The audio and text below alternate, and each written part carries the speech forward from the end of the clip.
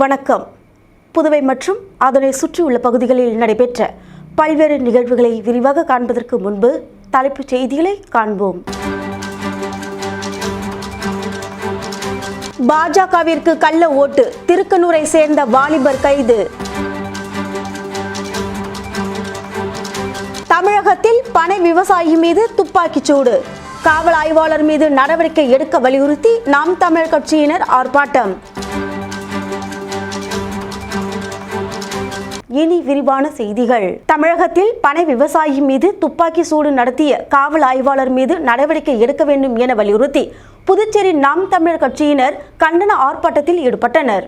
தென்காசி மாவட்டம் ஆலங்குளம் பனை விவசாயி மீது துப்பாக்கி சூடு நடத்திய உதவி ஆய்வாளர் இசக்கி ராஜா மீது நடவடிக்கை எடுக்க வேண்டும் என நாம் தமிழர் கட்சி தொடர்ந்து போராட்டங்களை நடத்தி வருகிறது. அதன் ஒரு பகுதியாக புதுச்சேரி நாம் தமிழர் கட்சி சார்பில் கண்டன ஆர்ப்பாட்டம் கடலூர் சாலை மரப்பாலம் சந்திப்பில் நடைபெற்றது.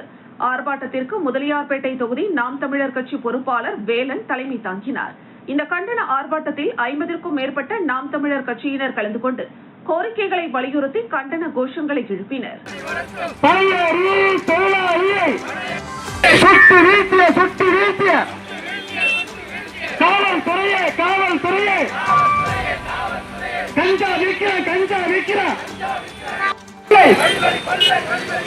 சகித்து செல்கிறாய் இகழ்கள் வெறியாட்டங்கள் காவல்துறையை கையை கடிக்கிறார். பாஜகவிற்கு கள்ள ஓட்டு போட்ட வாலிபர் கைது செய்யப்பட்டு சிறையில் அடைக்கப்பட்டார். புதுச்சேரி சட்டமன்ற தேர்தலுக்கான வாக்குப்பதிவு கடந்த 9ஆம் தேதி நடைபெற்றது. இதில் மண்ணாடிப்பட்டு தொகுதி மண்ணாடிப்பட்டு சமுதாய நலக்கூடத்தில் அமைக்கப்பட்டிருந்த வாக்குச்சாவடியில் வாலிபர் ஒருவர் கள்ள ஓட்டு போட்டார். அதாவது வேறு ஒருவரின் வாக்கை அவர் பாஜகவிற்கு செலுத்தியதாக காங்கிரஸ் கட்சியினர் புகார் தெரிவித்தனர். மேலும் கள்ள ஓட்டு போட்ட நபரை பிடித்து திருக்கனூர் காவல்துறையினரிடம் ஒப்படைத்தனர். இதுகுறித்து திருக்கனூர் காவல்துறையினர் வழக்கு பதிவு செய்து பிடிபட்ட வாலிபரிடம் விசாரணை நடத்தினர். விசாரணையில் அவர் விழுப்புரம் மாவட்டம் தொரவிகாமன் கோவில் தெருவை சேர்ந்த 30 வயதான அரவிந்தன் என்பது தெரியவந்தது. இதையடுத்து காவல்துறையினர் அரவிந்தன் மீது வழக்கு பதிவு செய்து கைது செய்து காலாப்பட்டு சிறையில் அடைத்தனர்.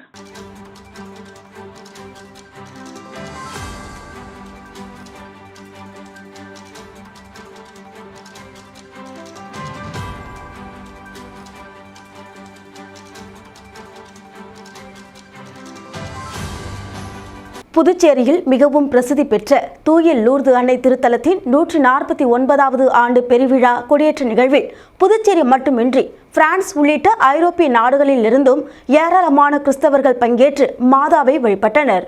புதுச்சேரி வில்லியனூரில் அமைந்துள்ள மிகவும் பிரசித்தி பெற்ற தூய லூர்து அன்னை திருத்தலம் வரலாற்று சிறப்புமிக்கதாகும். பிரான்ஸ் நாட்டின் லூர்து நகருக்கு அடுத்து உலகிலேயே லூர்து மாதாவிற்கென கட்டப்பட்ட 2வது ஆலயம் வில்லியனூர் மாதா ஆலயமாகும். மேலும் தமிழர் பண்பாட்டின்படி ஆலயத்திற்கு முன் குளம் அமைந்திருப்பது இதன் தனிச்சிறப்பாகும். இந்த ஆலயத்தில் ஒவ்வொரு ஆண்டும் ஈஸ்டர் பண்டிகை முடிவடைந்த வாரத்தில் சனிக்கிழமையன்று ஆண்டு விழா கொடியேற்றத்துடன் தொடங்குவது வழக்கம். அதன்படி லூர்து அன்னை திருத்தலத்தின் 149வது பெருவிழா கொடியேற்றத்துடன் தொடங்கியது. இதையொட்டி காலை 5:30 மணிக்கு ஆலயத்தில் நடைபெற்ற கூட்டு திருப்பலிக்கு பின்னர் மாதா உருவம் தாங்கிய திருக்கொடி பக்தர்கள் புடைசூழ மாதா திருக்குளத்தை சுற்றி பவனியாக கொண்டு செல்லப்பட்டது. அதன் பின்னர் திருத்தல முற்றத்தில் உள்ள கொடி மரத்தில் தஞ்சாவூர் மறைமாவட்ட ஆயர் சகாயராஜ் திருக்கொடி ஏற்றி திருவிழாவை துவக்கி வைத்தார். இந்த விழாவில் புதுச்சேரி மட்டுமின்றி தமிழகத்தின் பல்வேறு மாவட்டங்களில் இருந்தும் பிரான்ஸ் உள்ளிட்ட ஐரோப்பிய நாடுகளில் இருந்தும் ஏராளமான கிறிஸ்தவர்கள் பங்கேற்று மாதாவை வழிபட்டனர். இதனைத் தொடர்ந்து வரும் 18ஆம் தேதி வரை திருவிழா நாட்களில் தினமும் காலை மற்றும் மாலையில் திருப்பலிகள் தேர்பவனி நடைபெறுகிறது. 19ஆம் தேதி திருத்தலத்தின் 149வது ஆண்டு பெருவிழாவை முன்னிட்டு திருப்பலி, அதனைத் தொடர்ந்து இரவு 7:30 மணிக்கு மாதாவுக்கு வைர கிரீடம் சூட்டப்பட்டு பெருவிழா ஆடம்பர தேர்பவனி நடைபெற இருக்கிறது.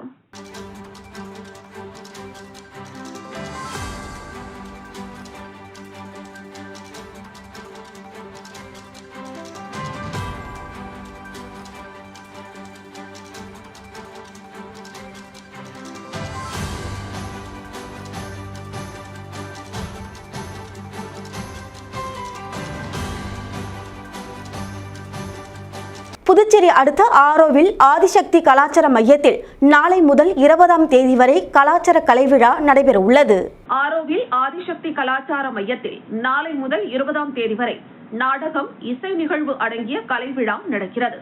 ஆரோவில் ஆதிசக்தி கலாச்சார மையத்தை நிறுவிய வீணாபாணி நினைவாக ஆண்டுதோறும் கலை விழா நடைபெறுகிறது. இந்த ஆண்டு தொடங்க உள்ள கலாச்சார மைய போஸ்டரை ஆதிசக்தியின் கலை இயக்குனர் வினய்குமார் மற்றும் கலைஞர்கள், பயிற்சி கலைஞர்கள் வெளியிட்டனர். இதுகுறித்து ஆதிசக்தியின் கலை இயக்குனர் வினய்குமார் செய்தியாளர்களிடம் கூறுகையில், வீணாபாணி பிறந்த நாளையொட்டி அவரது நினைவாக நாடகம், இசை, கலை நிகழ்வுகள் 9 நாட்களுக்கு நடக்கிறது. நாளை இரவு 7:30 மணிக்கு விழா தொடங்குகிறது. முதல் நாளில் சௌமிக் தாத்தா கலைஞரின் மோனோ ரேகா இசை நிகழ்வு நடைபெறுகிறது. தொடர்ந்து 13ஆம் தேதி இரவு 7:30 மணிக்கு sage for the ages album வெளியீட்டாரின் ஆர் எவால்வேஷன் என்ற இசை நிகழ்வும், 14ஆம் தேதி இரவு 7:30 மணிக்கு பிரீத்தி அத்ரேயா எழுதிய ரப்பர் கேர்ள் என்ற நடன அரங்கேற்றம் நடைபெற உள்ளது. 15ஆம் தேதி இரவு 7:30 மணிக்கு ஜங்கமா கலெக்டிவ் குழுவினரின் கொடிஹள்ளியில் இருந்து பாப் மார்லி என்ற நாடகமும், 16ஆம் தேதி இரவு 7:30 மணிக்கு டேனியல் ஓவன் டிசோசா புரொடக்ஷன் குழுவினரின் தி குவீன் என்கிற நாடக நிகழ்வு நடைபெறுகிறது. 17ஆம் தேதி இரவு 7:30 மணிக்கு ஆதிசக்தி நடிப்பு பட்டறையின் a women are not to be என்ற நாடகமும், 18ஆம் தேதி இரவு பர்னா பெத்தே குழுவினரின் உண்மையை போன்ற ஒன்று என்ற நாடகமும், 19ஆம் தேதி இரவு ஜி வேணு நடன கைராலி குழுவினரின் சூத்ரகரின் மிருச்ச கடிகம் என்ற நாடகமும், இறுதி நாளான 20ஆம் தேதி வாசு தீட்சித் குழுவினரின் மின்னணு நாட்டுப்புற இசை நிகழ்வு நடைபெற உள்ளது. இந்த நிகழ்வுகள் அனைத்தும் இலவசமாக பார்க்கலாம் என்றும் தெரிவித்தார். எங்களோட குரு, எங்களோட டீச்சர், ஃபவுண்டர் வீணாபாணி அவங்களோட நினைவுக்காக இந்த மாதத்தில் ஒரு திருவிழா மாதிரி நாங்கள் கலாச்சாரத்தோட ஒரு திருவிழா மாதிரி கொண்டாடுறோம். இது 12வது வருஷம்.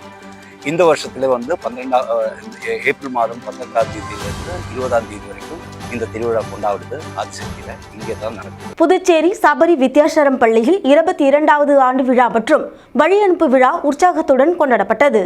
புதுச்சேரி கிழக்கு கடற்கரை சாலையில் அமைந்துள்ள சபரி வித்யாசம் பள்ளியில் 22வது ஆண்டு விழா மற்றும் 10ஆம் வகுப்பு மாணவர்களுக்கான வழியனுப்பு விழா கடந்த 4ஆம் தேதி அன்று மிக சிறப்பாக நடைபெற்றது. பள்ளியின் தலைமை ஆசிரியர் தலைமையில் நடைபெற்ற இந்த விழாவில் மாணவர்களின் திறமைகளை ஊக்குவிக்கும் விதமாக பல்வேறு நிகழ்ச்சிகள் ஒருங்கிணைக்கப்பட்டன. விழாவில் சிறப்பு விருந்தினர்களாக பள்ளி மேலாண்மை குழு தலைவர், ஊர் முக்கியஸ்தர்கள் மற்றும் பெற்றோர்கள் கலந்து கொண்டு சிறப்பித்தனர். விழாவில் உரையாற்றிய ஆசிரியர்கள் மற்றும் விருந்தினர்கள் மாணவர்களின் கல்வி வளர்ச்சி, ஒழுக்கம் மற்றும் எதிர்கால இலக்குகள் குறித்து ஆக்கப்பூர்வமான ஆலோசனைகளை வழங்கினர்.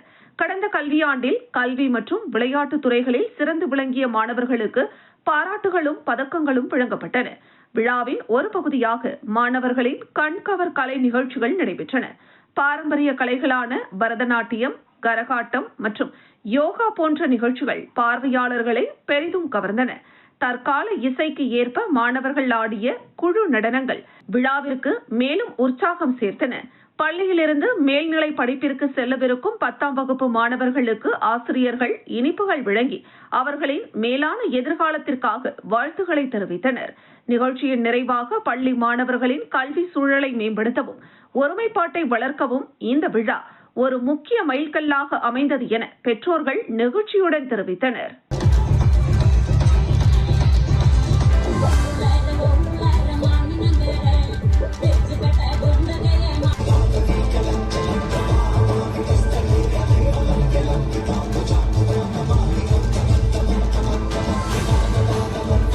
வானூர் தொகுதி திமுக வேட்பாளர் கௌதம் திராவிட மணிக்கு ஆதரவாக விழுப்புரம் சட்டமன்ற உறுப்பினர் டாக்டர் லட்சுமணன் தீவிர வாக்கு சேகரிப்பில் ஈடுபட்டார். வானூர் சட்டமன்ற தொகுதியில் மதசார்பற்ற முற்போக்கு கூட்டணியின் திமுக வேட்பாளர் கௌதம் திராவிட மணிக்கு ஆதரவாக விழுப்புரம் சட்டமன்ற உறுப்பினர் டாக்டர் லட்சுமணன் வானூர் கிழக்கு ஒன்றிய பகுதிகளில் தீவிர வாக்கு சேகரிப்பில் ஈடுபட்டார். பிரச்சாரத்தின் போது பேசிய டாக்டர் லட்சுமணன், கடந்த 25 ஆண்டுகளாக பதவி சுகத்தை மட்டுமே அனுபவித்தவர்களுக்கு பாடம் புகட்ட வேண்டும் என்றும், வானூர் தொகுதியின் வளர்ச்சிக்காக முதலமைச்சர் அறிமுகப்படுத்தியுள்ள இளம் வேட்பாளருக்கு உதயசூரியன் சின்னத்தில் வாக்களிக்குமாறும் பொதுமக்களிடம் கேட்டுக் கொண்டார். மேலும் தமிழக அரசின் 5 ஆண்டு கால சாதனைகளையும் புதிய தேர்தல் வாக்குறுதிகளையும் அவர் விரிவாக எடுத்துரைத்தார். இந்த எழுச்சிமிகு வாக்கு சேகரிப்பு நிகழ்வில் விசிக, தேமுதிக, கம்யூனிஸ்ட் உள்ளிட்ட கூட்டணி கட்சி நிர்வாகிகளும் திமுகவின் இளைஞர் அணி மற்றும் மகளிர் அணியினரும் திரளாக கலந்து கொண்டனர். பிரச்சாரத்திற்கு வந்த டாக்டர் லட்சுமணன் மற்றும் வேட்பாளர் கௌதம் ஆகியோருக்கு கட்சி நிர்வாகிகள் உற்சாகமாக மாலை அணிவித்து சிறப்பான வரவேற்பு அளித்தனர். மயிலம் தொகுதி அதிமுக வேட்பாளர் சி.வி. சண்முகம் பல்வேறு ஊராட்சிகளில் பொதுமக்களை நேரில் சந்தித்து இரட்டை இலை சின்னத்திற்கு வாக்கு சேகரித்தார். விழுப்புரம் மாவட்டம் மயிலம் சட்டமன்ற தொகுதியில் போட்டியிடும் அதிமுக வேட்பாளர் சி.வி. சண்முகம் மயிலம் மேற்கு ஒன்றியம் பெலாக்குப்பம், வேம்பூண்டி, முட்டியூர், பெரமண்டூர், கொடிமா, ஔவையார்குப்பம், கேணிப்பட்டு ஆகிய ஊராட்சிகளில் உள்ள வாக்காளர்களிடம் இரட்டை இலை சின்னத்தில் வாக்குகளை சேகரித்தார். இதில் மயிலம் மேற்கு ஒன்றிய கழக செயலாளர் புலியனூர் விஜயன் உள்ளிட்ட ஒன்றிய அதிமுக நிர்வாகிகள் மற்றும் கூட்டணி கட்சி நிர்வாகிகள் கலந்து கொண்டனர்.